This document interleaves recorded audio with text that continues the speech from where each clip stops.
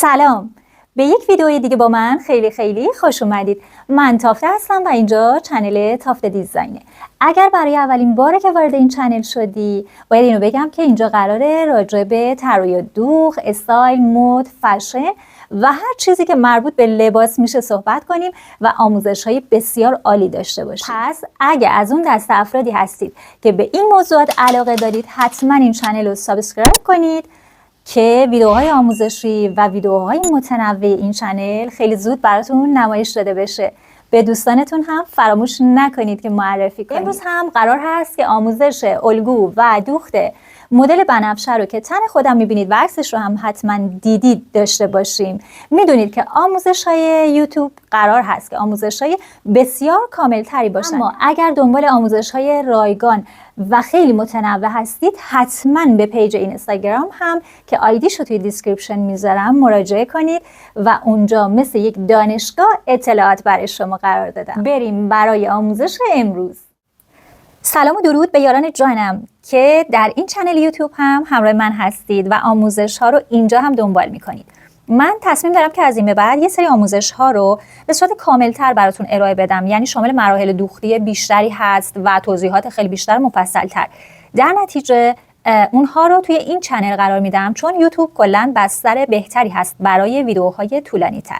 پس حتما برای اینکه بتونید وقتی وارد یوتیوب شدید آموزش ها رو ببینید این چنل رو سابسکرایب کنید، یعنی عضو چنل بشید و حتما هم پست ها رو لایک کنید، آموزش ها رو، که چنل جون بگیره، انرژی بگیره و افراد بیشتری بتونن وارد این چنل بشن و استفاده کنن. مرسی که همیشه همراه هم هستید. امروز قرار هستش که من مدل بنفشه رو براتون الگو سازی و دوختش رو آموزشش رو شروع بکنم. فکر میکنم که این آموزش در 2 پارت براتون ارائه میشه و اینکه همونطور که دیدید عکسش رو، این یه مدل هست که میتونید برش مستقیم روی پارچه داشته باشید که میدونم خیلی دوست دارید برش مستقیم روی پارچه رو، چون دیگه از زحمت الگو کشی راحت میشید و اینکه مدلش هم کیمونوئه که اکثر شما دوست دارید مدل های کیمونو رو. اما الگوش خیلی ساده است، فوق العاده ساده است که مستقیم رو پارچه پیاده میشه، ولی یه سری نکات دوختی داره چون یه ذره مدلش رو سعی کردم روش کار بشه، در نتیجه در مراحل دوختش یه سری نکاتی هست. بریم برای الگوش. توضیحاتی که من اینجا دارم میدم رو شما مستقیم رو پارچه ببرید پیاده کنید. خب یعنی فرض کنید این کاغذ زرد رنگ الان پارچه شماست، پارچه‌تون رو دولا کنید. قد لباسی که من در آوردم حدود 128 130 سانت اینطور است. باز همه چیزش بستگی به خودتون داره، قدش، گشادیش و اینا که در ادامه توضیحات خواهم گفت به خودتون بستگی داره. پس به این صورت عمل میکنید، پارچه رو دولا میکنید. پارچه من چون ساتن بوده بچه‌ها من از عرض دولاش کردم، یعنی 150 سانت عرض رو باز کردم و بعد از بالا دولا کردم و کارم رو برش دادم. پارچه ساتن اگر از روی بیراه دوخته بشن معمولا دوخت تمیزتری بهتون میدن. پس این مراحلی که دارم الان اینجا بهتون میگم انگار همون مراحل برش روی پارچه هست و ما بعد از این مرحله میریم سراغ دوختش دیگه. خب به این صورت عمل میکنیم، پارچه دولا میشه. اینجا دولای بسته است، حتی میتونه دولای باز هم باشه چون من اول میخوام الگوی پشت رو براتون توضیح بدم. شما یه خطی، این خط دولای بسته یا دولای باز رو که دارید که میشه خط مرکز پشت، یه خطی عمود بر این خط میکشید به این صورت که برای کادر الگوتون هست و بعد از گوشه کاغذ حدود 8 سانتی متر داخل میشید، علامت میزنید. از این 8 سانت هم حدوداً 12 سانت داخل میشید، علامت میزنید. خب من یه مقدار الگو رو بردم نزدیکتر، در واقع دوربین بردم نزدیکتر که شما بهتر ببینید. 8 سانت داخل میشید، بعد 12 سانت داخل میشید، بعد بین 3 تا 5 سانت پایین میاین، 3 تا 5 پایین میاین. حالا شما این 12 که هیچی، حدود 40 سانتی متر این رو ادامه میدید برای آستین کارتون. قد آستینتون هم کاملا دل بخواه است. من یه مقدار کمتر در آوردم، یعنی پارچم نمیرسید و بعد به سر آستینم یه حالت مچی مانند اضافه کردم. خب به این صورت بعد از اینکه این کار رو انجام دادید، از این قسمت انتهای آستین به صورت گونیا شده بین 22 تا 25 سانتی متر پایین میاین و علامت میزنید. ببینید اینجا باید گونیا باشه، 22 تا 25 اعدادی که رنجی هستن، یعنی یه محدود خاصی دارن، یعنی که شما دستت بازه، حتی از این بازتر و از این بسته‌تر هم میتونید در بیارید. خب اینم که از اینجا هم 3 سانت میاین پایین و یقه پشت ترسیم میشه. حالا از گوشه گردن قد بالا تنه رو میایید به سمت پایین و علامت میزنید. بچه من این علامت رو تا اون سمت کاغذ ادامه میدم. البته گفتم که کاغذ رو پارچه تصور کنید. اینجا الان پارچه است. خب وقتی که قد بالا تنه در اومد، حالا روی قد بالا تنه به اندازه 1/4 باسن به علاوه آزادی. این آزادی چقدر میتونه باشه؟ ببینید آزادی، من مثلا در کل دور تا دور باسن حدود 8 سانت تا 10 سانت آزادی به کل دور باسن دادم. پس توی 1/4 میشه 1/4 باسن به علاوه آزادی بین مثلا 2 تا 3 سانتی متر. 2 تا 3 سانتی متر. نمیخوایم خیلی هم گشاد بشه. حالا باز شما میتونید اینو بیشتر هم در نظر بگیرید، تا 4 تا حتی 5 هم میتونید، اما 5 در نظر بگیرید یعنی که دور باسنتون به علاوه 20 سانت آزادی میشه. خب وقتی که علامت اومدید در واقع عددش رو به دست آوردید، از خط مرکز پشت وارد میشین، علامت میزنید و بعد این علامت رو به سمت پایین تا قد مورد نظر لباستون رسمش میکنید. پس یعنی شما متر رو بذاری گوشه گردن و بیای تا پایین، مثلا میشه همون قد لباستون 120 125 128 130 هر چقدر که قراره باشه رو بدن خودتون گرفتین. حالا از این قسمت زیر بغل آستین رو به این قسمت وصل میکنید. پس ببینید اینجا کمر هست. حالا یه نکته که هست اینه که من برای خودم رو خط کمر واقعی خودم این علامت رو زدم که در واقع الگو ترسیم شده، اما شما میتونید 3 تا 4 سانت بیاین پایین تر و خط کمر رو بکشید. حالا بعد دلیلش رو میفهمید، چون ما رو این لباس میخوایم یه کمربند کار کنیم و وقتی این کمربند دوخته میشه میخوایم که یه مقدار بالاتنه بیفته رو کمربند، یعنی اینجوری نباشه که بالاتنه کشیده بشه به سمت پایین. در نتیجه میتونید خط کمر رو 3-4 سانتی متر پایین تر هم ترسیم کنید. خب این به همین راحتی شد الگوی پشت که الان پارچتون یا دولای بسته است یا دولای باز که درش میارید. اما من یقه این لباس رو به صورت قایقی طراحی کردم. اگر این 12 سانتی که اومدیم پایین انتهای سرشونه در نظر بگیرید، شما میتونید 4 سانتی متر از اینجا بیایید به سمت داخل، 4 تا 5 سانتی متر بیایید به سمت داخل و یقتون رو به فرم قایقی طراحیش کنید. ببینید به این صورت به فرم قایقی طراحی بشه.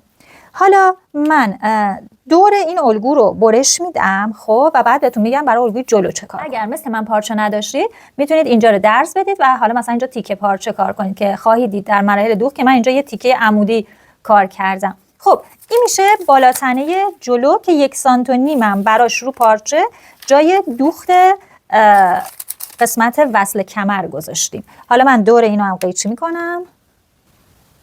من قسمت بالای کار رو قیچی کردم. پس بالاتنه جلو 2 تیکه است. یه تیکه بالاتنه داره، یه قسمت پایین تنه که دامن میشه. حالا برای قسمت پایین تنه‌ش هم من دوباره باید از الگوی پشتم استفاده کنم. اما فرقی که داره چیه؟ بهتون گفتم توی قسمت جلو ما قراره یه روی همگرد دکمه خور داشته باشیم.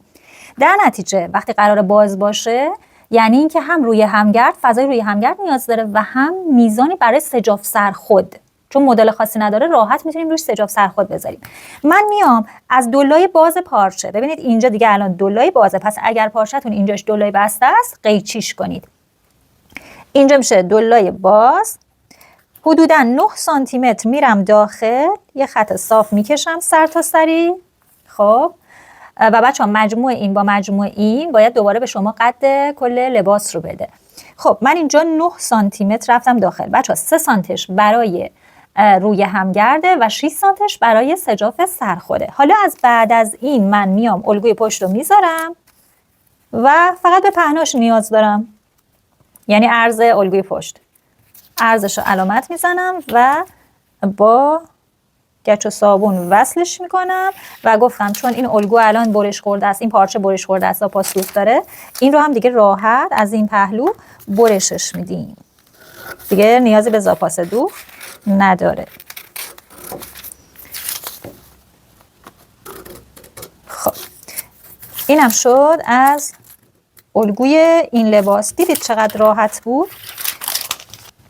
خب ما اینجا الان بالاتنه پشتمون رو بره زدیم دیگه، این الان پارچه‌مونه بچه‌ها.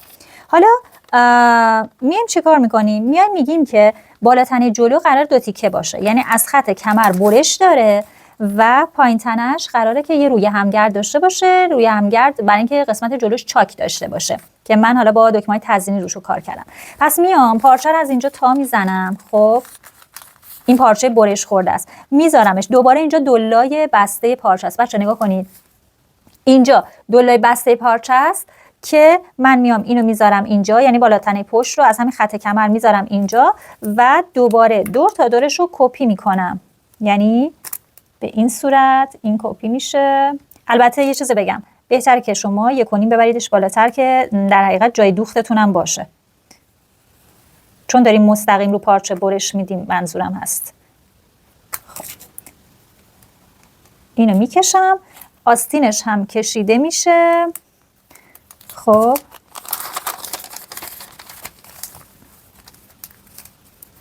به این صورت. خب میام تا گوشه یقه، چون یقه ها باید با هم دیگه قایقش مساوی باشه دیگه. خب حالا اینجا من 3 سانت برای یقه پشت اومده بودم به سمت پایین، برای یقه جلو ما معمولا 8 میایم، من اینجا میخوام 9 سانت بیام پایین، 3 سانتشه که اومدم پایین، پس در نتیجه الان از اینجا میتونم 6 سانت دیگه هم بیام پایین و به این حالت قایقه جلو رو هم ترسیم کنم. فقط سعی کنید این قسمت جلو حتما گونیا شده باشه. ببینید اینجا حتما گونیا شده باشه.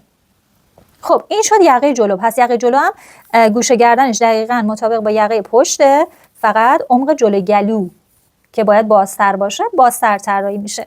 خب این هم از این. بچه‌ها این اگر برش خورده روی پارچه باشه یعنی زاپاس دوخت‌ها روش حساب شده، یعنی شما اول با گچ و صابون و خودکار هر چی که بوده اینو رو پارچه کشیدی، بعد دورش رو برش دادی دیگه، 1.5 زاپاس دوخت گذاشتی برای همه قسمتاش. پس اینجا وقتی داری رو پارچه اینو کپی میکنی، اینم دیگه زاپاس دوخت روش قرار میگیره. خب بچه‌ها اینجا دلای بسته است. خب اما اگه پارچه نداشتید مثل من اومدم یه دونه تیکه پارچه این وسط کار کردم.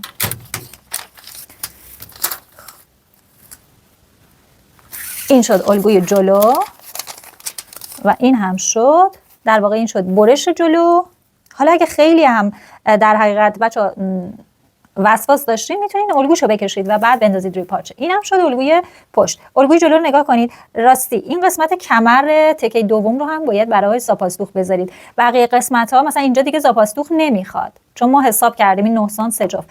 پایینش هم با احتساب قدتون هم با احتساب زاپاس دوخت برش بزنید. مثلا میخوای 2 سانت 3 سانت جای دوخت بدید دمپای لباس داخل، قد رو به علاوه اون کن. مثلا میگی میخوام لباسم 125 سانت باشه، بعد 3 سانت هم جای دوخت میشه 128 سانتی متر.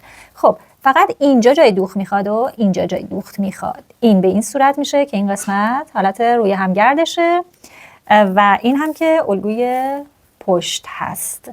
توی قسمت یقه ها با هم فرق دارن و قسمت جلو که برش میخوره و جلوش حالت دکمه خور داره. من همینو دقیقاً برش زدم، با این تفاوت که گفتم من چون پارچم نرسید جلوش رو یه تیکه پارچه زدم و آستینش رو هم چون قدش یه ذره از نظرم کوتاه شده بود یه دونه نوار از باقی مونده های پارچه زدم که یه ذره قدش بلندتر بشه. شما اگر پارچه دارید دیگه مستقیما الگوتون رو کامل در بیارید که تیکه کاری نشه، مگر اینکه دوست داشته باشید که توی این تیکه ها مدلی کار کنید، یعنی با استفاده از این تیکه ها مدل به کارتون بدید. خب بریم برای مراحل دوختش.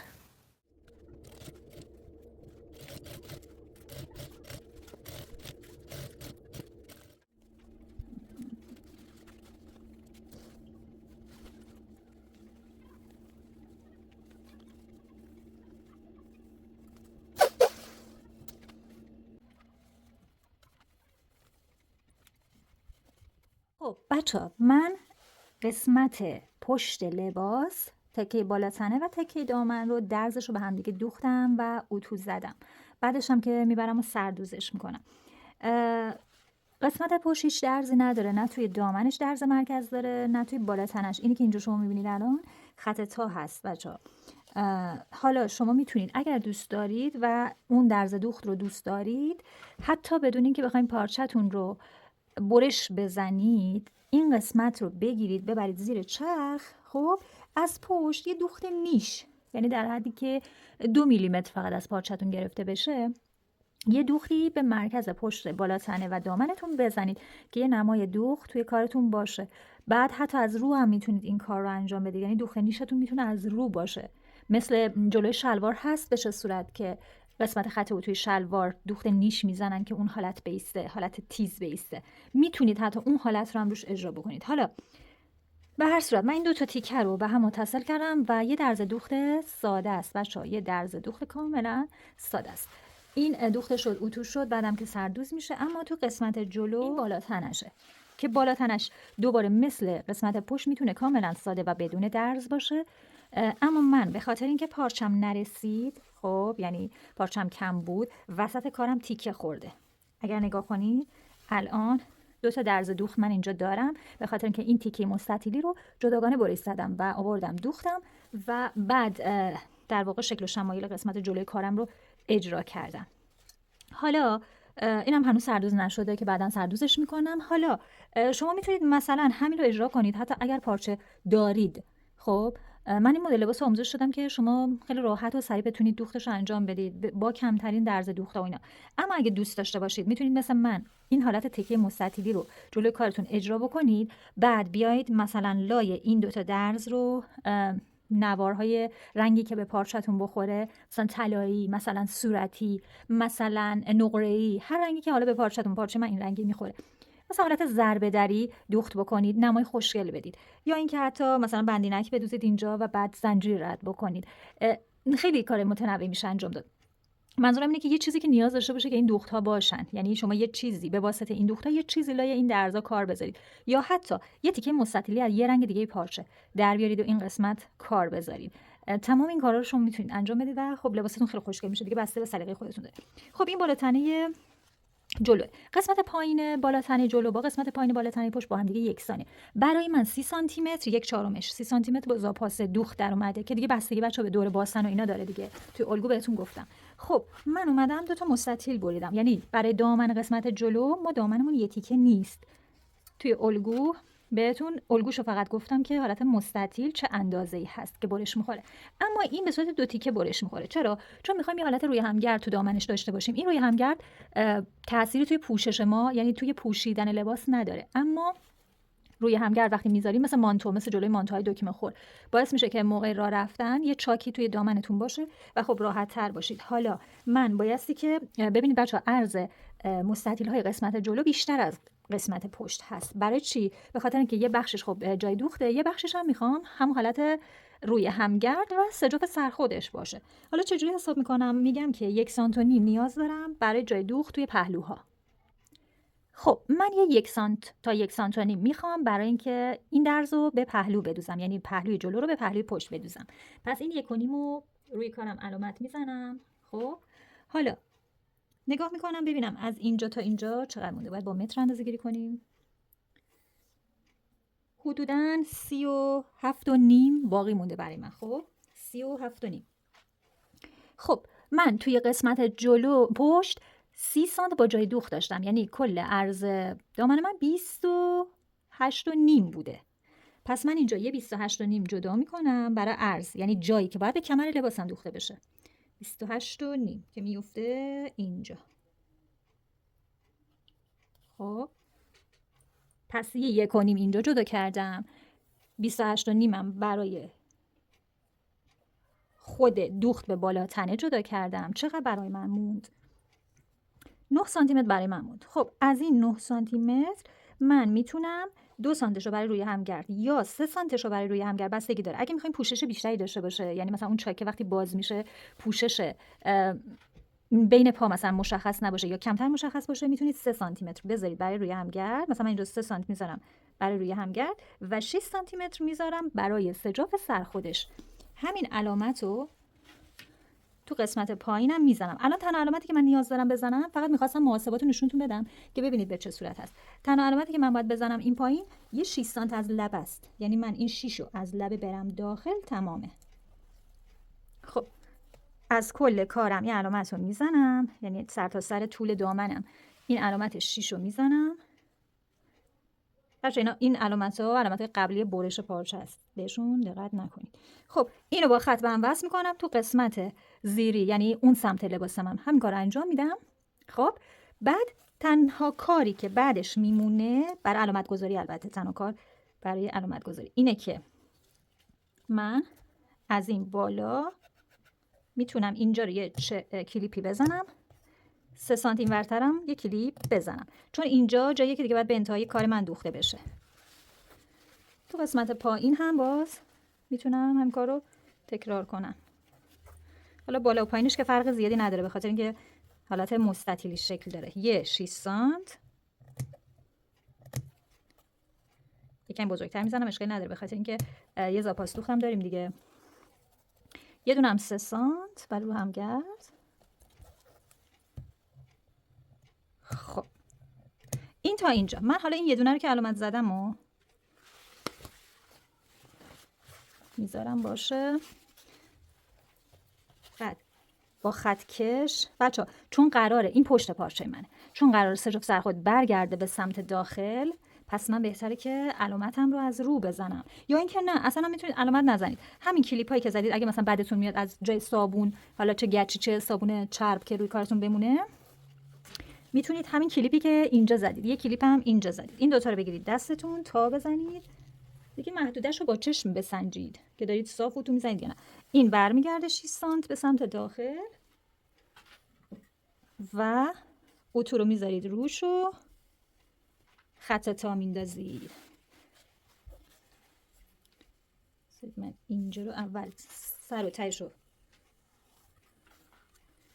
یا همینجور جلو که میاین اگه مشکوکید به اندازش اینجوری خطکش رو بذارید سری بیشتر، ببینید خط تا افتاد. سری دوباره 6 سانت. بچه شما ممکن مثلا پارچه نداشته باشید، 3 سانت هم برای سجافتون کافیه. 3 سانت یعنی به جای 6 سانت که من اینجا دارم 3 سانت هم برگرده به سمت داخل کار کافیه. نیازی نیست حتما اینقدر باشه. من حالا پارچه داشتم دیگه حیف میشد، یعنی چیزی دیگه چیز درست و درمونی از توش در نمی اومد، انداختمش روی کارم. خب همینطور تا بالا اینو سانت میذارید و پرس میکنید.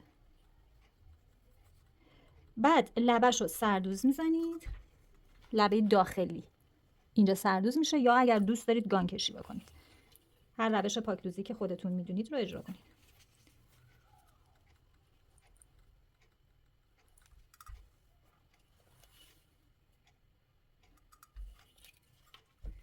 همین کاری که الان اینجا دارم انجام میدم برای اون یکی تیکه هم انجام میدم. سردوزش رو هم میزنم. بعد از اینکه سردوز شد اون وقت تازه میارم و بالاشو وصل میکنم به تکه بالاتنه. حالا بهتون اینجا هم نشون میدم که تیکه بالاتنه در واقع چجوری باید این کار رو انجام بدید. من اون یکی رو اتو بزنم، پرس کنم که بتونم بهتون نشون بدم چجوری رو هم دیگه قرار میگیرن. خب بچه‌ها، من تکه زیر و روی جلو رو هر دو رو خطتاشو انداختم. این قسمت میبینید حالت روی هم گرد داره. حالا شما باید چرت دوم، کلیپ دومی بود که زدید به کارتون که گفتم بعد از 6 سانت یه 3 سانت جدا کنید یا یه 2 سانت، گفتم بستگی به خودتون داره، 2 سانتی یا 3 سانتی. فرض کنید میخواین دکمه بزنید، من 3 سانت اومدم داخل، یه کلیپ زدم اینجا. حالا موقعی که شما میخواین این تیکه رو به تیکه بالاتنه وصل بکنید، باید این دوتا کلیپی که زدید روی قسمت روی دست رو و روی قسمت دست زیر روی هم دیگه بیفته. نگاه کنید کلیپی که زدم الان اینجا 3 سانت و 3 سانت، میبینید انگار 6 سانت این دوتا تیکه اومدن روی هم دیگه. خب پس به این صورت، البته که من الان اشتباه در واقع چپ رو گذاشتم رو راست، فقط خواستم که نشونتون بدم.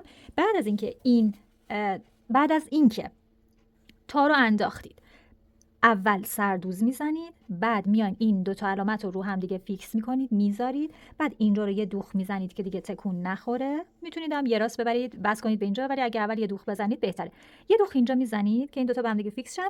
بعد میاین تازه تیکه بالاتنه رو، تیکه بالاتنه هم اول سردوز میشه اگر مثل من تیکه خورده بود مثلا کارتون. بعد میاین این رو میذارید روی این و مثل تیکه بالاتنه پشت دوختش رو انجام میدید. ببینید به این صورت.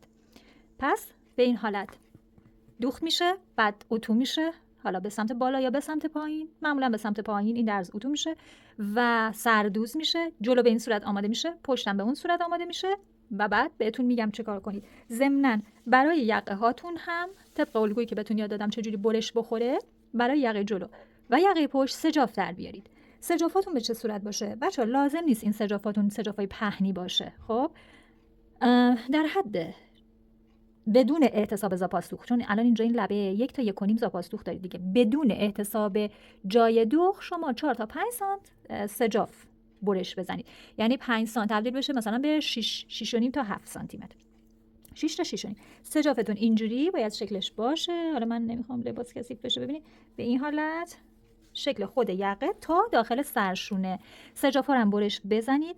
اگر دوست داشتید، اگه پارچه‌تون مثل من مثلا ساتن بود، میتونید به سجافاتون لایی نزنید. خب اگر هم دوست داشتید میتونید سجافا رو لایی بزنید. بعد از اینکه سجافا لایی خورد، یا لایی حریر یا پرشین، حریر باشه باز بهتر هست، میزنید، سردوزش هم میکنید سجاف رو. خب و بعد دوخت سجاف رو هم با هم دیگه انجام میدیم. یه سجاف قلفتی ساده است، منتها قبل از اینکه سجاف دوخته بشه ما یه تست یقه میگیریم، اینکه یقه از سر رد میشه یا نه. خب این یقه خیلی گشاده، یقه نسبتا قایقی هست دیگه و روی سرشونه باز میشه. تازه این الان 1 سانتیش هم میره تو دوخ، باز از اینی هم که هست بازتر میشه. قطعاً که از سر رد میشه، ولی خب بهتره شما 2 تا گوشه سرشونه‌های پشت و جلو رو به هم سوزن بزنید، چون ممکنه تو برشتون اشتباه کرده باشید، حواستون نبوده باشه، مثلا اون گشادی مد نظر رو در نظر نگرفته باشید. بهتر از قبل از اینکه سجاف بدوزید 2 تا سرشونه ها رو، گوشه گردن ها رو جلو و پشت به هم سوزن بزنید، یه بار از سر رد کنید. اگه دیدید اوکیه که بیاین و شروع به دوخت سجاف ها کنید. خب بچه‌ها، من سردوزایی که بهتون گفتم رو زدم به لباسم و سجاف های یقه جلو پشت رو هم آماده کردم، لایی زدم، سردوزه هم کردم. سجاف جلو رو نگاه کنید. سجاف جلو رو به کارم دوختم فقط به کلیت یقه دوخته شد. بعد از اون دوخت سنگین زدم، یعنی اینکه زاپاس دوخت رو کلا خوابوندم به سمت سجاف و یک دوخت نیش روی کارم رفتم. بعد از اینکه دوخت سنگین زدم اومدم و زاپاس دوخت یقم رو باریک کردم. یعنی بعد از تمام این مراحل تازه اومدم و زاپاس دوخت رو باریک کردم. بعدم سجاف رو به سمت داخل تا زدم، طوری که این دوخت سنگین، دوخت نیش بیفته به سمت داخل لباس من و یه اتوی دیگه هم زدم.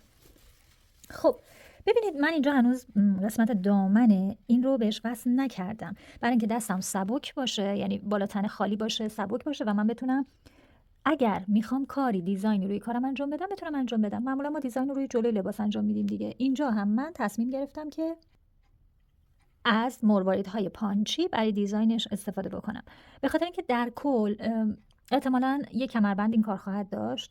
حالا بهتون میگم کمربندش به چه شکل میشه. یک کمربند خواهد داشت که اون کمربند رو احتمالاً از یه پارچه تردار صورتی بخوام در بیارم، ولی نمیخواستم جاهای دیگه لباسم از اون پارچه استفاده بکنم که شلوغ بشه. یعنی میخوام یه حالت مجلسی طور خودش رو حفظ کنه، چون ساتن هر جور نگاش بکنی یه لباس مجلسی به چشم میاد. حالا من مثلا فرض کنیم من بیام سراستینش رو با پارچه گلدار صورتی بزنم، یا مثلا یقه‌شو اونجوری کار کنم، یا مثلا یه تیکه جلوش رو مثلا از اون پارچه بزنم، از اون حالت در میاد و به یک لباس اسپورت تبدیل میشه. یعنی از اون مجلسی بودنش مقدار کم میشه. من دوست داشتم ساده باشه ولی در این حال یه دیزاین ساده ای هم داشته باشه که به چشم بخوره. حالا اینجا اومدم از مرواریدهای پانچه استفاده کردم، میخوام دور تا دور یقه جلو کار بزنم. این کار 2 تا مزیت داره. یکی اینکه خب دیزاینه که بهتون گفتم و یه نمایی به کارتون میده، لباستون از اون سادگی در میاد، هرچند لباس خیلی شیکیه به تنهایی، یعنی بدون دیزاین کاملا یه لباس شیک و مجلسی هست، اما خب بالاخره اون دیزاین هم به زیبایی و جذابیتش اضافه میکنه. در این حال این مرواریدهای پانچی باعث میشن که سجاف من به بالا تن من فیکس بشه و دیگه توی بدن حرکت نکنه، وقتی میپوشید حرکت نکنه. حالا من اومدم با فاصله 4 سانت از لبه یقه، طوری که ببینید سایه سجافم از زیر میبینید، من طوری که این مرواریدا بخورن روی سجاف، یعنی پایین‌تر از سجاف نرن. خیلی هم نمیخواد فاصله بدید بخاطر اینکه زیاد جالب نیست. با فاصله 3 تا 4 سانتی، 3 تا 5 سانتی هم خوب هست از یقه‌تون. اومدم علامت زدم، خطکش رو اینجوری گذاشتم، 4 سانت 4 سانت علامت زدم و بعد فواصلی که میخوام مثلا مرواریدا باشه، فاصله 2 سانت 2 سانت میخوام مروارید بزنم تا نزدیک زاپاس دوخت سرشونه، از این ور و از این ور. حالا اینجا یه کوچولو هم پانچ زدن مروارید رو بهتون میگم. بچه‌ها مرواریدهای پانچی فرق دارن با مرواریدهای معمولی. اینا هیچ سوراخی خودشون ندارن، خودشون به تنهایی هیچ سوراخی ندارن و بافتشون طوریه که شما باید با پرس کردن این مروارید با این ببینید این قلاب میشه، این میخش هست، این میخ فرو میره داخل این و نگه داشته میشه روی لباس و کار محکمی هم بهتون تحویل میده. حالا یه دونه مروارید برمیدارید و یه دونه میخ، حتما هم باید قالبش رو داشته باشید. قالبش رو ببینید به این صورت، مروارید میره این داخل ببینید جای مروارید داره، یعنی شما مروارید خریدید باید قالبش هم بخرید. بعد میخم میره روی قالب پایینی طوری که این 4 شاخش، نمیدونم چجوری نشونتون بدم، اینقدر کوچولوه. ببینید این 4 شاخ میخ رو به بالا باشه، میندازینش داخل این جای خودش. خب حالا میاین دستگاه رو میبرید زیر پارچه اینطوری و روی علامت مدادی که با صابون زده بودید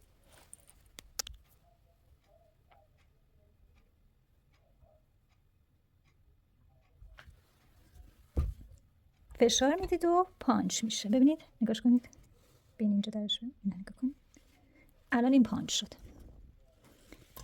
میخاش رو هم میتونید از پشت کار ببینید. الان دیگه سجاف من در واقع فیکس شد به کارم. من همینجور کل اینو از این ور به این ور میزنم. مثلا شما شاید دوست داشته باشین فقط 4 دونه مثلا جلوی یقتون بزنید، من میخوام سر تا سرش رو بزنم و بعد برمیگردم که ادامه کار رو با هم دیگه داشته باشیم. سجاف پشت رو به یقه سوزن زدم، میخوام شروع کنم به دوختن. برای دوخت سجاف پشتون قرار سجاف جلو قلفتی بشه بین بالاتنه پشت و سجاف پشت. من از بیخ بیخ شروع به دوخت نمی کنم، 1 سانت میام پایین تر، حدوداً 1 سانت از سمت سرشونه میام پایین تر و بعد شروع میکنم به دوختن. از این سمت هم همچنین 1 سانت نرسیده به انتهای کار دوختم رو تمام میکنم.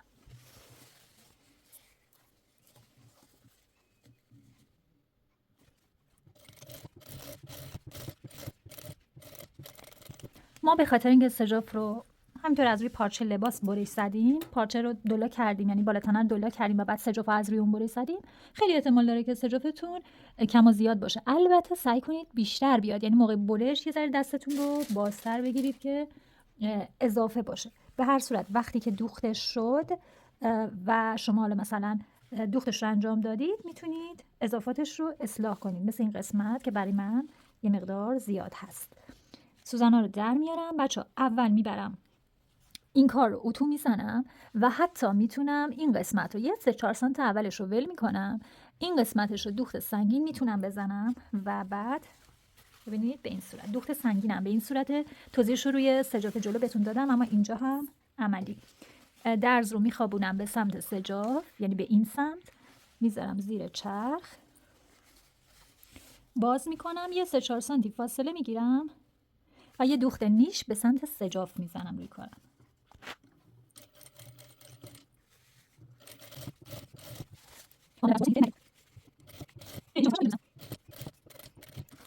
خب به خاطر اینکه دوخت سنگین یه ذره مانع میشه که ما بخوایم قلفتی کنیم. حالا این دوخت باعث میشه که من خیلی راحت کارمو به سمت داخل اتو بزنم و خط تا بندازم. البته چون زاپاس دوختش هنوز باریک نکردیم ممکنه یه کمی کار فکر کنید سخته، ولی چون هلال گردی نیست، یه هلال خیلی بازه قایقیه دیگه، یه تقریبا شبیه خط صافه، در نتیجه اتو زدنش فعلا با وجود زاپاس دوخت سخت نیست. یعنی لازم نیست فعلا زاپاس رو بچینید، اجازه بدید تا اون قلفتی رو انجام بدیم بعد اضافهش میچین. من این اتو میزنم و برمیگردم.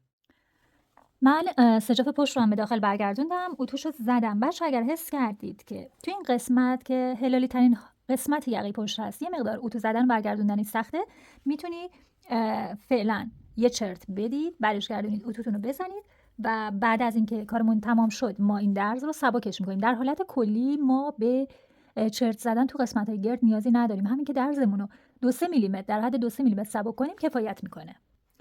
حالا توی این مرحله میایم بالاتنه جلو رو به روی بالاتنه پشت قرار میدیم، یعنی هر دو روشون به سمت هم دیگه است.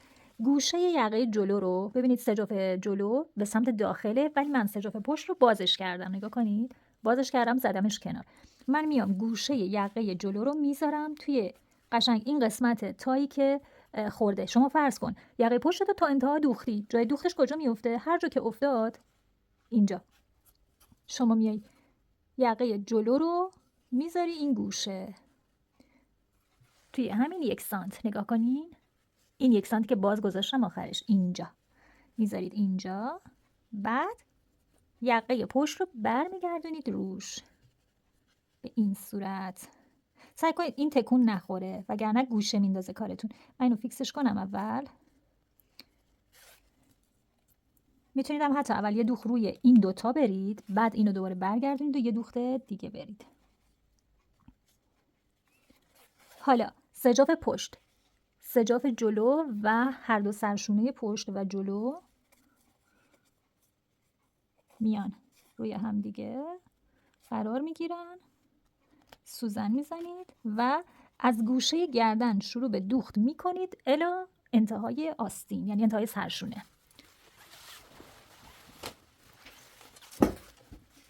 من از این سمتی میذارم چون راه دستم بهتره.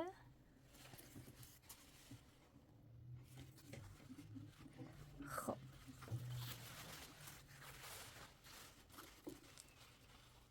میتونید اول بدونی که رفت و برگشت برید یه دوخت بزنید. ببینید اینجوری.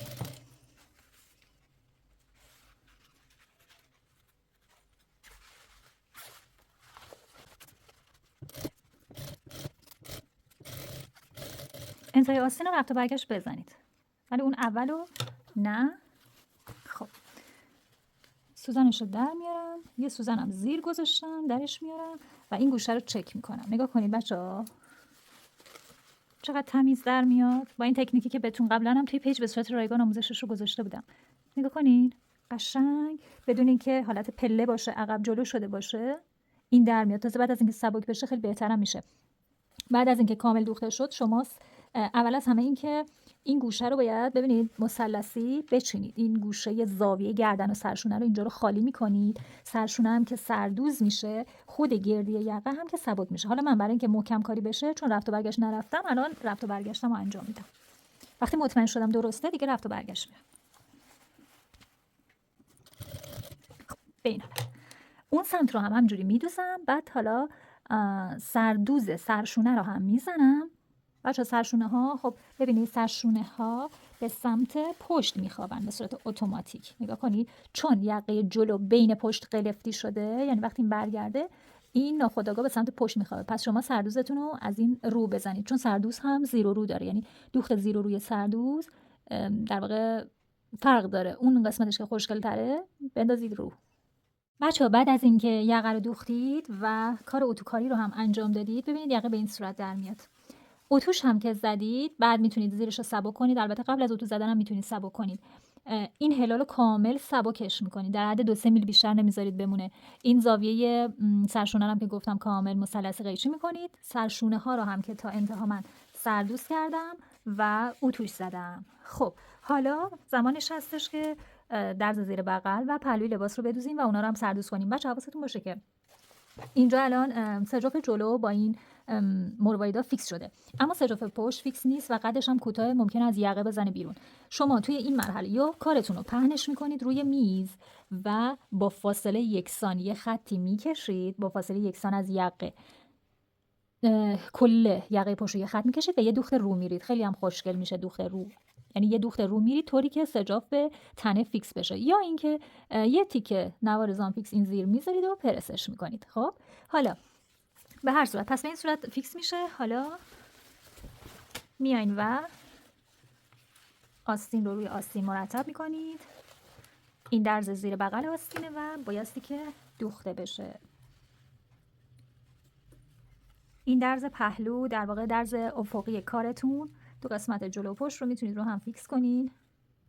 اول یکیش بچه رو به پایین اتو شده، یکیش رو به بالا و خب این خوب هم هست به خاطر اینکه ایجاد ضخامت نمیکنه.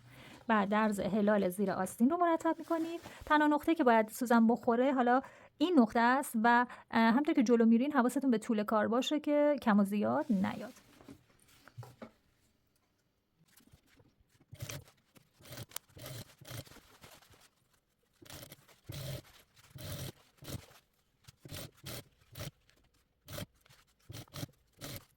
خب بچه‌ها بهتره قبل از اینکه درس مقابل رو بدوزید این درس رو ببرید اتو بزنید، سردوزش هم بزنید، اینجوری تمیزتر میشه کارتون. و بعد دوباره بیاین درس مقابل رو هم به همین طریق بدوزید و سردوز کنید. پس میدوزم، سردوز میزنم، اتو میزنم. بهتر از اول بدوزید، اتو کنید، بعد سردوز کنید. و بعد از اون میتونید پای کار رو هم سردوز بزنید که حالا یا فارسی برش کنید یا به هم روش سجاف دوزی که توی مانتوها داریم دمپای کار هم تمیز بشه. فعلا تا این مرحله کار تمام بشه تا بریم سراغ کمری کار. بچه‌ها تو این قسمت میخوام که پایین کار رو دوختش رو انجام بدم. قبلش براتون این توضیح بدم که من خب سردوزا رو زدم، اتوها رو زدم، درزای پهلو رو دوختم، در حقیقت سردوز زدم، اتو زدم. و این که من اومدم روی قسمت سراستین، یعنی قسمت سراستین یه دونه نوار صاف، کاملا صاف آماده کردم و دوخت کردم، فقط به خاطر اینکه قد آستینم یه کمی بلندتر بشه. شما اگر پارچه دارید میتونید از همون اول قد آستینتون رو بلند بگیرید. اگه دوست ندارید قد آستینتون میتونه کوتاه بمونه. کوتاهش خیلی خوشگله این لباس، این مدل لباس. قد آستین کوتاه منظورم حالا تا یک کوچولو بالای آرنج خیلی خوشگله، یه ذره پایین‌تر از آرنج هم خیلی خوشگله. بلندش زیاد به نظرم جالب نیست. حالا من اومدم یه ذره به قدش اضافه کردم با همون تیکه پارچه‌ای که داشتم و خب پارچه هم به قدری بود که نمیتونستم یک نوار سرتاسری آماده بکنم. در نتیجه اومدم و نوارم و بچه ها دلا کردم، زاپاس دوختم براش در نظر گرفتم. من هر چی که دیگه پارچه داشتم و به کار بردم، یعنی این دیگه نهایت پارچه بود که داشتم. اگه میشد یه کمی بلندتر هم دوست داشتم باشه، باز دوباره 2-3 سانتی دیگه دلاش کردم. روی یک نیمش لای چسبوندم، روی یک نیمش لایه پرشین چسبوندم. نمیخواستم زیاد ضخیم بشه. شما میتونید هر کلش رو، یعنی کل این نوار رو لایه بچسبونید. من فقط این قسمت رو زدم، این زیری لایه نداره. تاش زدم، خط تا انداختم، بعد سر و تهش رو دوخت زدم، بستم، یعنی به این حالت بسته در اومد. دوباره اتو زدم و بعد اومدم به دور حلقه آستین وصلش کردم به همین سادگی، طوری که این دوتا قسمت بسته بچه من انداختم زیر آستین. یعنی اینجا زیر بغل هست، این درز زیر بغله، این درز روی آستین بسته است. حالا دیگه سلیقه خودتونه. میتونست نوارش کاملا یه نوار یه تیکه حلقوی کاملا بسته باشه. میتونستید مثل من مثلا اینجا باز گذاشتید بندازید روی دستتون، ولی خب من دوست داشتم که زیر کار بیفته. بعد هم سردوزش میزنم، هنوز سردوزش نزدم. خب این تنها کاری بود که مازاد بر بودجه انجام دادم. گفتم که براتون توضیح بدم چون واقعا چیز خاصی نداشت. حالا برای پایین کار بچه‌ها شما اول سردوز میزنید لبه پایین لباستون رو و بعد زانفیکس میچسبونید، زانفیکس کاغذی میچسبونید. دیگه پهناش بستگی به قد لباستون داره. من چون حالا میخوایم کمربند ببندیم دور کارمون، خودش میکشه بالا لباسه و قد لباس کوتاه میشه. در نتیجه من اینجا کمربند، اینجا زانفیکس رو در حد همون 1.5-1.8 میل در نظر گرفتم. زانفیکس پهن‌تر استفاده نکردم. زانفیکس رو میچسبونید، بعد تاش میزنید، اینجوری هم اتوش میزنید که خط تا بیفته، ولی نمیکنید، کاغذش رو جدا نمیکنید. از این قسمت هم کارتون رو تنظیم میکنید. اون 6 سانتی که سه جفت سر خود بود. حالا برش گردونید بچه‌ها. خیلی ساده، مثل دوخت پایین مانتوها. این رو ببینید، این روی کاره، اینو برمیگردونم اینجوری به روی کار و این قسمت رو میدوزم. شما میتونید از روش فارسی بر هم استفاده بکنید. اصلا هم اینجوری نیست که بگید فارسی بر فقط برای زوایایی هست که با هم مساوی باشن. مثلا بگید الان این چون 1.5 این 6 نمیتونم فارسی برش کنم، میشه، اما خب چون باریکه من ترجیح میدم اینجوری بدوزم. اگه پهن‌تر بود فارسی برش میکردم، ولی شدنی هست، از شدن میشه. خب من همین خطتایی که انداختم رو میدوزم. ببینید خطتا رو خطتا دوختش انجام میشه. بعد برش میگردونید اینجوری به زیر. ببینید کاملا تمیز و عالی. پارچم که ظریف هست. اون سمت هم به همین صورت میدوزید.